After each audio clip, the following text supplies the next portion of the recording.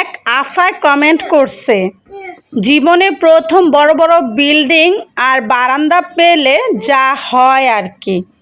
তো আফা আপনাকে বলি, আপনার 30 বছর আগে কোন জায়গায় বাংলাদেশের মধ্যে 25-30 তলা বিল্ডিং ছিল আমাকে একটু জানাবেন, কারণ আমি গরিব ঘরের মেয়ে।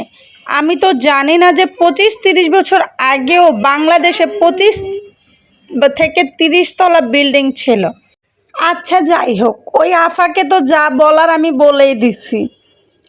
ভাই, মানুষ কেন এত চুলকানিমূলক কথা বলে আমি বুঝি না। তোর যদি এত চুলকানি থাকে তুই নিজের চুলকানিতে মলম লাগা, অন্যকে কেন আইসা চুলকাতে হবে তোর?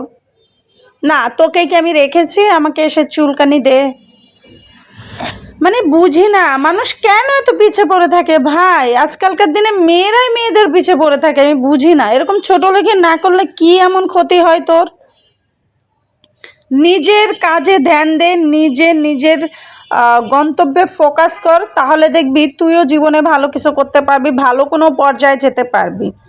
ওই সারা জীবন নিচতলায় থাকতে হবে না, তুইও একদিন 25-30 তলা বিল্ডিংয়ের উপরে থাকতে পারবি। আসলে আমার এই কথাগুলো অনেকে হয়তো বা খারাপ ভেবে নেবেন, কিন্তু আমি খুব নর্মাল একটা মেয়ে, গরিব ঘরের মেয়ে।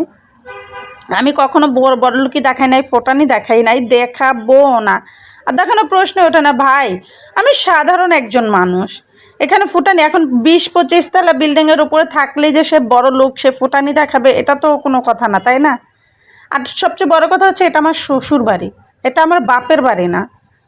তো এত বড় বড় কথা কেন বলতে হবে? আর আমি তো ওখানে বলি নাই যে এটা আমার বাপের বাড়ি, দেখো এই যে বিল্ডিংটা দেখতেছো, এটা আমার বাপের কেনা বিল্ডিং, এটা আমার একেবারে নিজের বিল্ডিং। এটা ভাই সরকারি কোয়ার্টার। তোর কি এত এত মূর্খ, যে আমাকে কমেন্টটা করছে যে আফায়, এত মূর্খ এত ছোট লোক, সে আসলে বিল্ডিংগুলো দেখেও বুঝতে পারে না যে এটা একটা কোয়ার্টার। এনিওয়েজ, ওনার কমেন্টটা দেখে আমার কাছে খুব খারাপ লাগছে যে মানুষ কিভাবে কথা বলে। আমি কি কোথাও উল্লেখ করেছি যে এটা আমার বাপের কেল্লা বাড়ি?